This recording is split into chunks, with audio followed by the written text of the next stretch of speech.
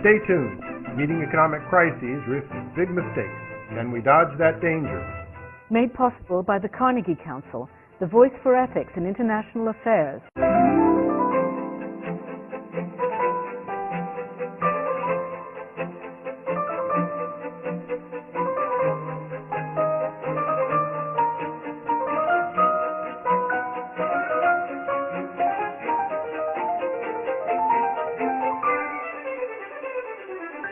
Do we respond to the economic crisis primarily by reviving the financial sector and restarting American consumption? Can we ever recover from this recession? What are the effective and the right choices? We hope you enjoy the program. Today it is with extreme pleasure that we welcome one of the most committed and passionate economists writing on development issues today. Please join me in giving a very warm welcome to the widely celebrated Jeffrey Sachs.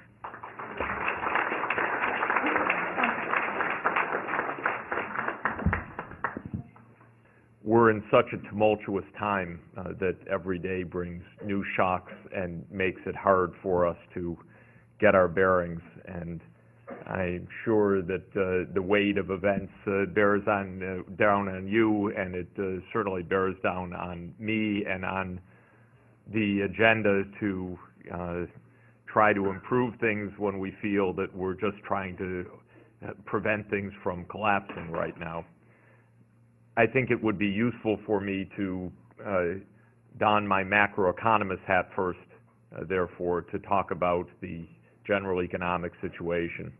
And, of course, I will argue that it links in intimately, in many deep ways, I think, with the themes of sustainability.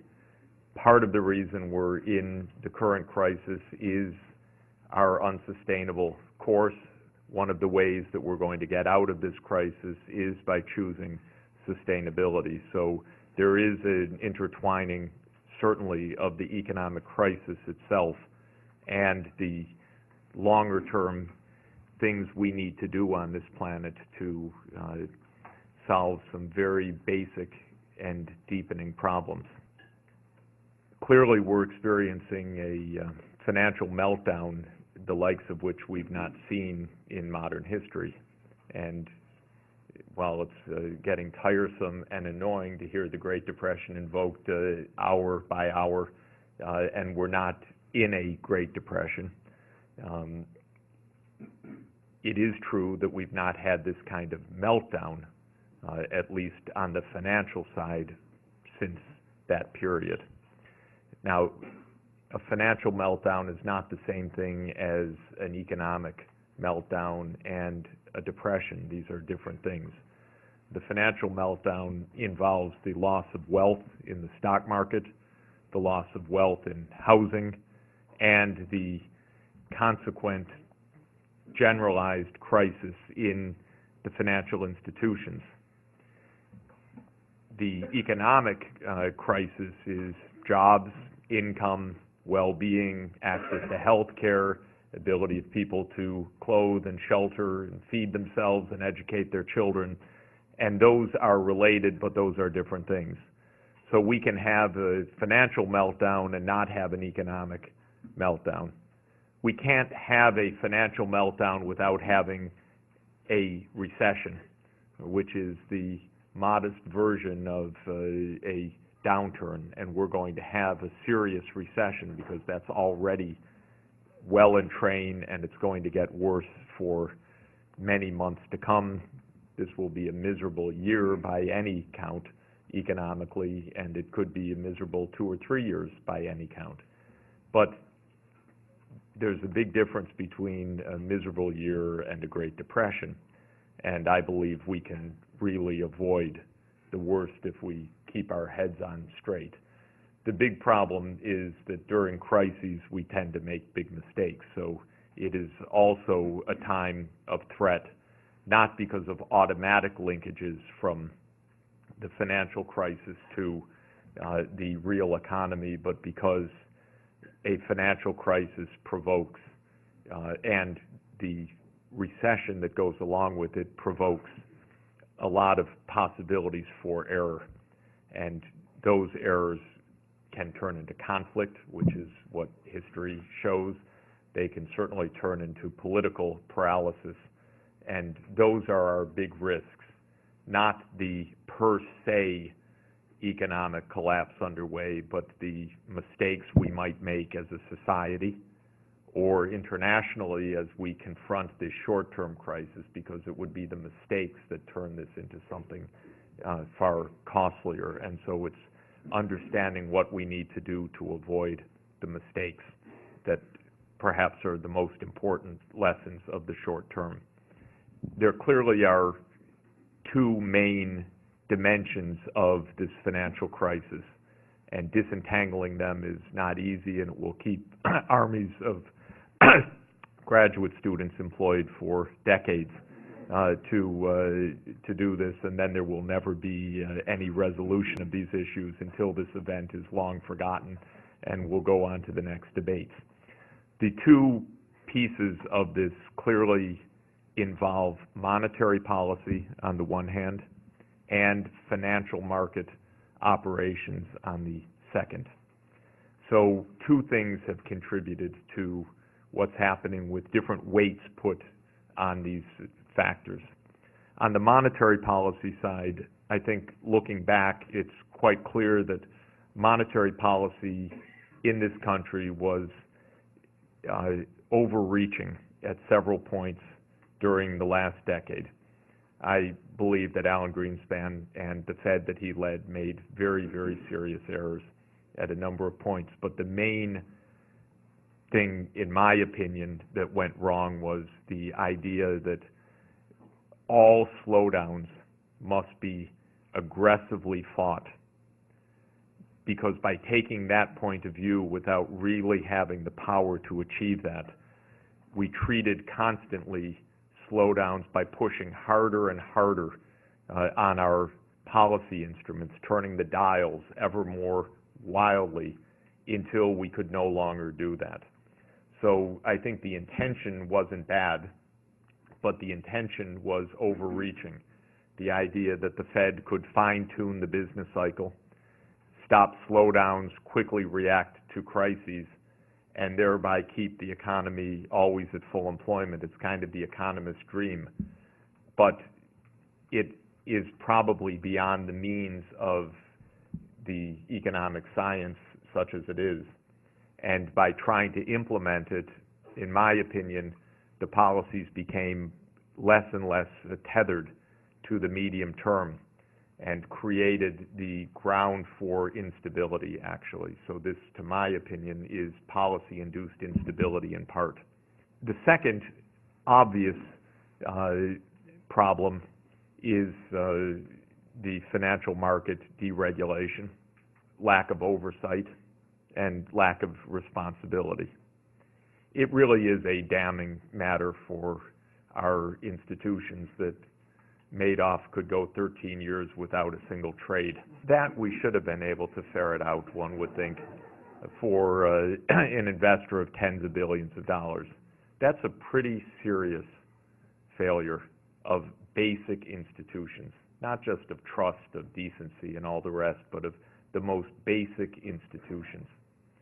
Of course, it came in an environment that was deeply politically and, in my view, ethically deficient. That's our community.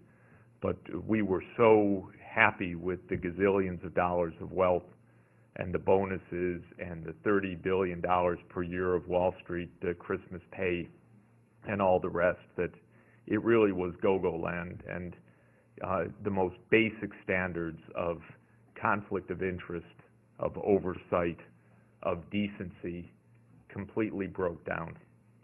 This was bipartisan. The revolving door between Wall Street and Washington is profoundly inappropriate. That you just call Goldman Sachs, no relationship, neither for the good or for the bad. That you call Goldman Sachs and say, send us the next Treasury Secretary, send us the next senior staffer, you call Citibank. This is not a way that we can really run our country in a stable, democratic, and appropriate manner. Now, there's one more huge channel which I think is probably the most important of all, in fact, and that is that we all feel poorer. And when we feel poor, we spend less. And to my mind, that's probably the single dominant economic reality that we face right now. The two theories are that we're in recession because we're suffering a heart attack of the system. The blood doesn't flow through the arteries anymore because the banks are constricted. So we need a bypass. That's one view. The alternative view, which is really my view much more, is we've had a heart attack and we need to lay off consumption for a while. Our wealth is way down. It's not a matter of simply reviving the lending. We're not going to bounce back the way we were before because our wealth is much lower, and $40 trillion of wealth, though honestly not the end of the world, is still a lot of loss, and it will create a sustained reduction of consumption spending. In the United States, our wealth loss is probably around $15 trillion so far, and our annual income is about $14 trillion. So that means, if you think about it, to measure a wealth loss on average in the country, it's as if we've each lost 1 year of our earnings in wealth. Of course, some people have lost wealth a lot more than that. Other people did not have that amount of wealth. That's the average. We've lost basically 1 year's output. That's a heavy blow. It's not a devastating blow. It doesn't mean the end of our economy, the end of our society. It doesn't mean a Great Depression. But it does mean, gee, you take a little bit of break from that next car, from the second home, from the new boat, from the discretionary spending to go to a restaurant more, and many other things, and that clearly is happening across American society right now. But a 10% decline of consumption or a 7% decline of consumer spending as a share of GNP is a massive body blow to the economy. And it has what's called a multiplier effect. The first round is a loss of 7%, but then the factories that would have sold those goods and services lay off people, the stores close down, the shops close down, the income of those workers and shareholders goes down. That leads to a second round decline of consumption. That leads to a further fall of consumption. And this is the famous multiplier that was identified by John Maynard Keynes in the context of the Great Depression. And we're in that multiplier phase right now.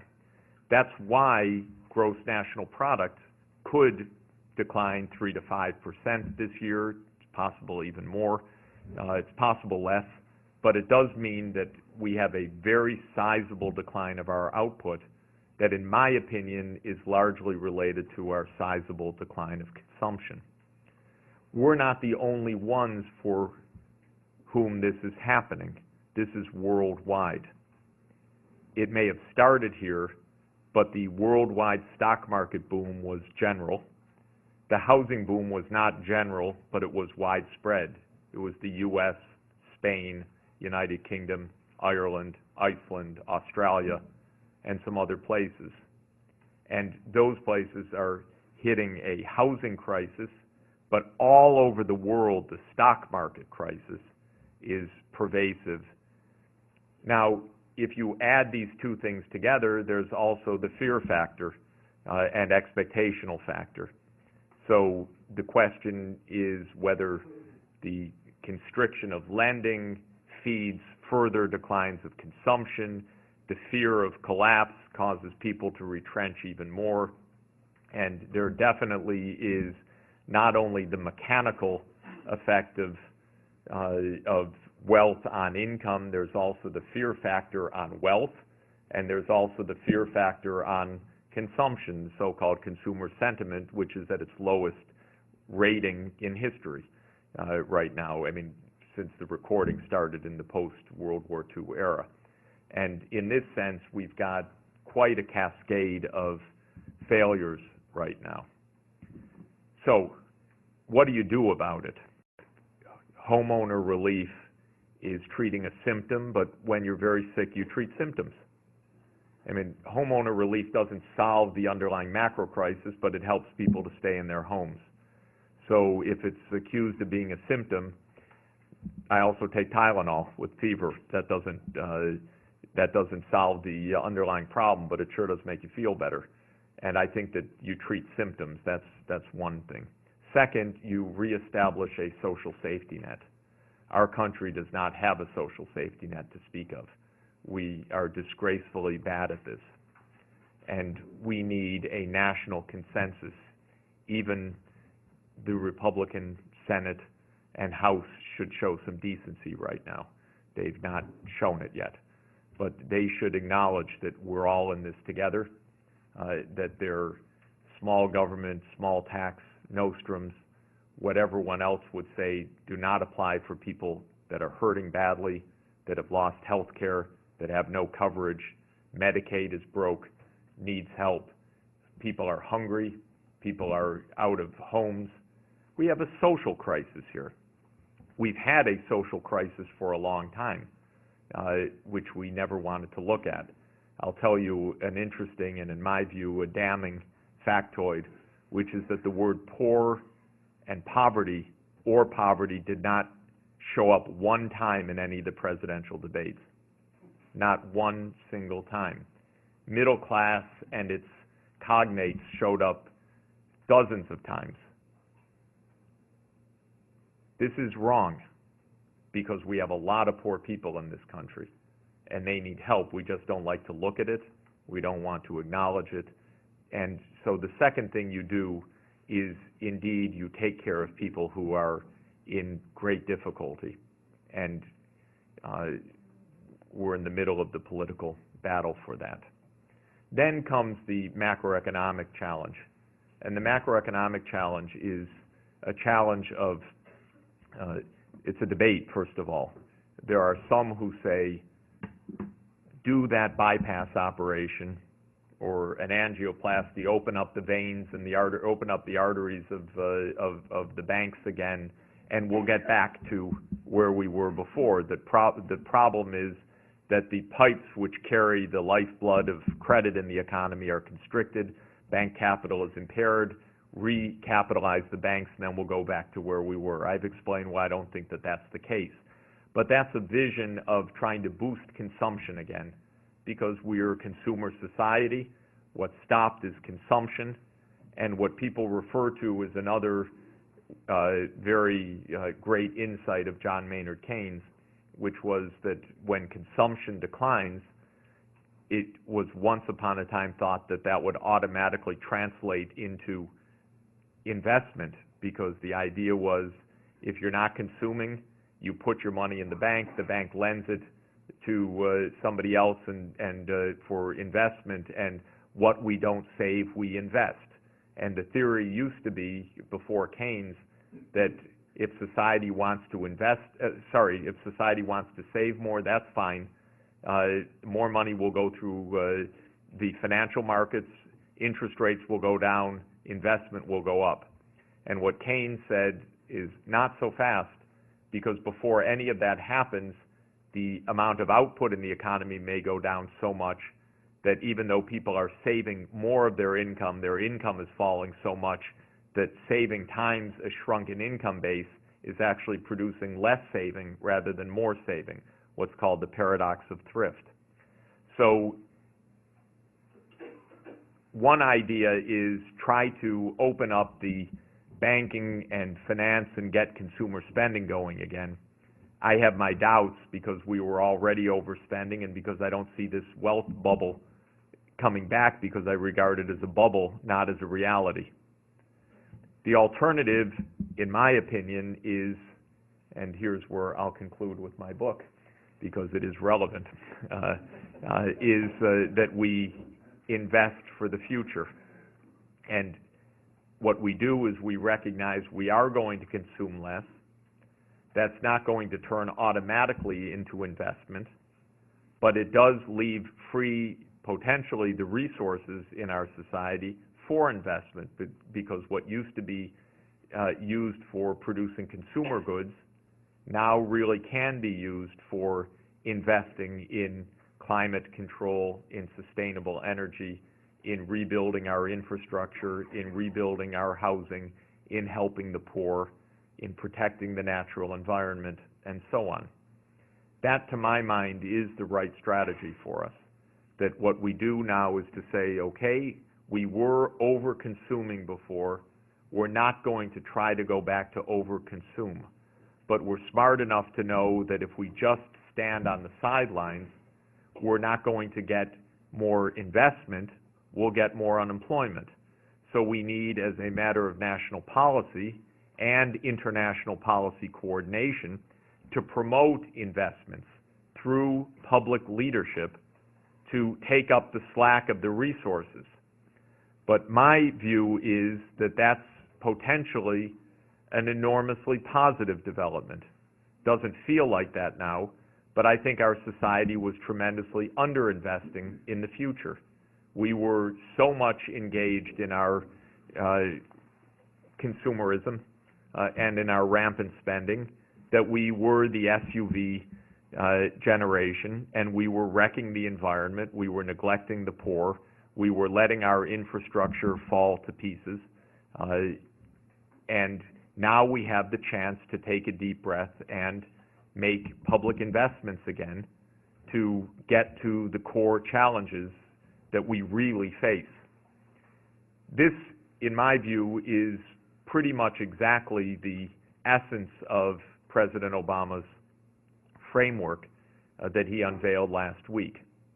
And I think it's a wonderful document. And I'm referring to the 10-year budget framework. I don't think it's a hugely accurate document in terms of the specific budget numbers, because I think it's over-optimistic. It's based on a rebound of growth that I think is unlikely to happen. It's based on a level of government spending that I think is actually, in many areas, projected to be too low, contrary to the actual policies that he's pursuing.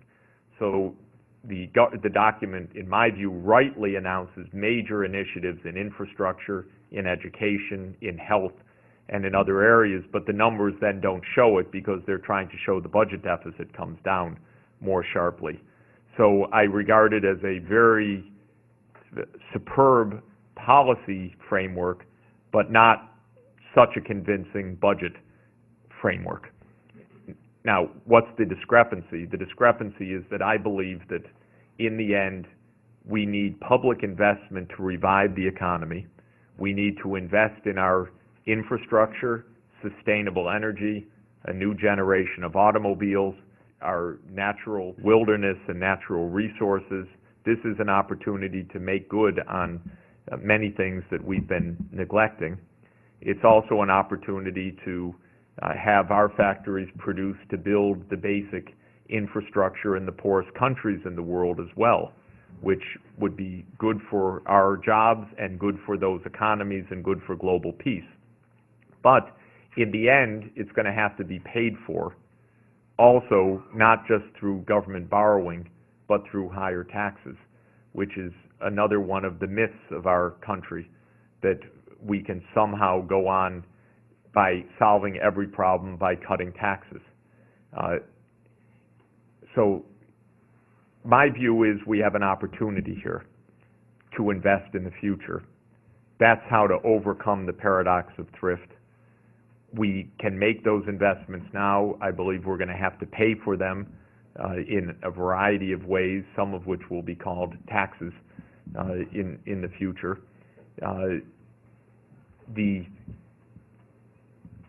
All of this requires nothing less than a reframing of our societal understanding and our social objectives.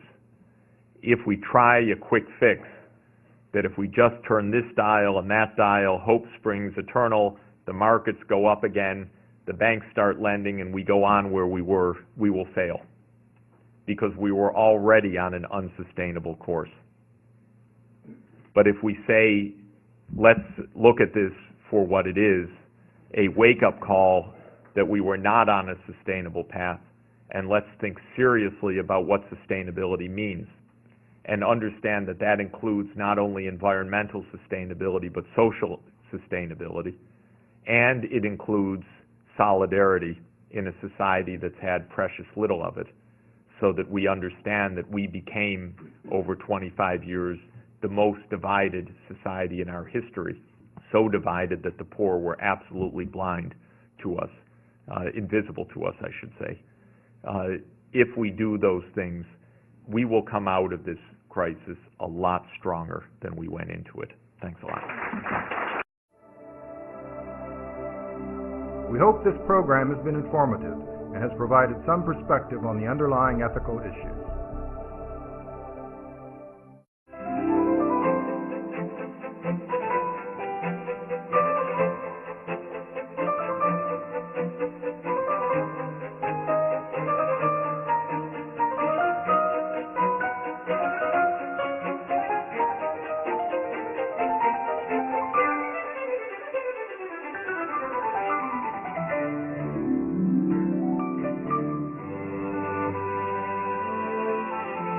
Made possible by the Carnegie Council, the voice for ethics in international affairs. For more information, see www.